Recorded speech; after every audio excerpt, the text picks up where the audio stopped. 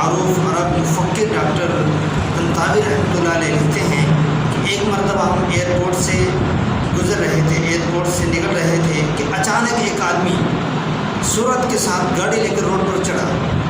قریب تھا کہ وہ ہماری ٹیکسی سے ٹکرا جاتا اور بہت بڑے حادثے کا شکار ہو سکتے تھے، لیکن ٹیکسی ڈرائیور نے بڑے محتاط انداز سے گاڑی کو بچا لیا۔ اور ابھی ہم سنبھلے ہی نہ تھے کہ وہ گاڑی والا الٹا ہمارے اوپر چیخنے لگے، چلانے لگ گیا۔ تو ٹیکسی ڈرائیور نے ان سے معذرت کی اور معافی مانگی۔ اس طرح وہ گاڑی والا تو چلا گیا۔ میں اس کے اس عمل سے بہت متاثر ہوا۔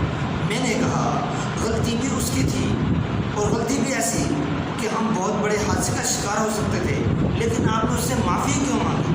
تو انہوں نے جو جواب دیا وہ میرے لیے ایک سبق آموز تھا۔ وہ جواب یہ تھا، اس نے کہا کہ بہت سے لوگ ایسے ہوتے ہیں جو داخلی خارجی مختلف مسائل کا شکار ہوتے ہیں۔